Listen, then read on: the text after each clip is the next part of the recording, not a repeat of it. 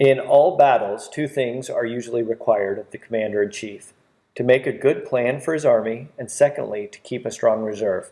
Very interesting, Winston Churchill, with his fame, notoriety from World War II, you think he's discussing World War II or one of the battles. He's actually talking about painting. He was a painter as well, and he's relating this to painting. So let's take special care now reading it, thinking it's for painting. Two things are usually required. One is to make a good plan, which we're going to discuss, especially when we get into design. And secondly, to keep a strong reserve. Okay, what does that mean? If we have a painting where everyone is screaming for attention, blues and yellows and reds and oranges and everything's screaming, the viewer won't know where to look, and it won't look under control. So understanding gray color and how to manipulate it, how to see it, is very, very important. So let's take a look at these grays. Can you see a variation in these grays? Now, I know there is a slight value difference, but let's ignore the value difference for right now. Let's only think of color. So if you look at these three gray squares, would you say that any of them look more like one of the primaries or secondaries, or any color that you can name? I know they're gray, but do any look blue or yellow or red or green, purple, orange? Do you see an effect, anything more than gray?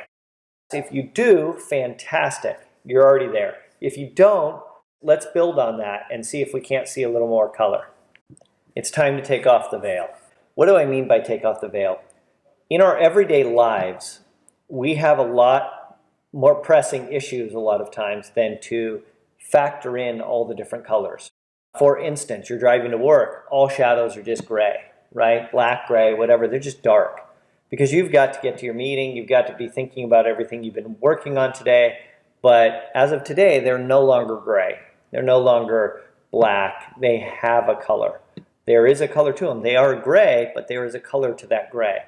And look around every time you see something gray. Try to find a color in that. Our job is to find more color where there isn't and less color where there is.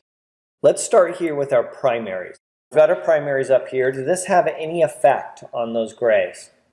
Maybe, maybe not. Once you're seeing them together, maybe you'll say, oh yeah, that's definitely leaning now that I see another color up there. Or maybe it's lessening it. Maybe there's simultaneous contrast going on that is affecting what you're seeing, okay? So now let's take it a step down. What I mean by down is we are desaturating or making less saturated color. So the hue, like we were discussing earlier, blue, red, and yellow that you see at the top is the color, but now each one of these is less saturated, desaturated color of a version of blue, red, and yellow. But as we discussed, the way you desaturate it is by taking some of the other color. That's why, as you can see, this yellow might be appearing to turn a little bit green. But remember, to desaturate it, we're taking a little bit of red and a little bit of blue. Now this particular color here, I think, is taking a little more blue than it is red, but it is taking both. And hopefully you can even see that touch of red. The same with this. It's taking the other two primaries in it, so it's taking green to desaturate it. Now that we put the next, even less saturated color in, as you can see, we're moving down the scale of each one of these primaries to a less and less saturated color. As we do that, can you start to see the influence on those grays? If you can't, now let's take a look at them all by themselves.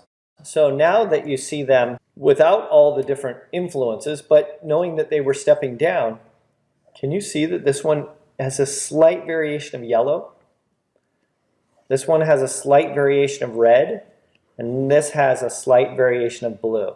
Okay, maybe you're saying to yourself, well, maybe, but I think it's because you're telling me, I'm influencing you by telling you. So as always, I always find it far more important to compare when things are right next to each other. Even that small gap of black is testing your memorization. So let's move these next to each other.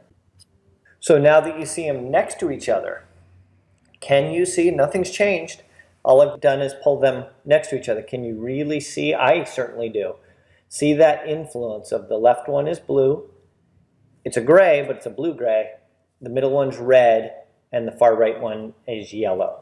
I know it's difficult when you see them separated, but hopefully through that, that's the first step. We're going to start seeing grays as a beautiful version of color. And the reason being, going back to our quote of Winston Churchill, we want to keep a strong reserve, okay? So we're going to be painting quite a bit in a grayer version of a color and start perceiving your world that way.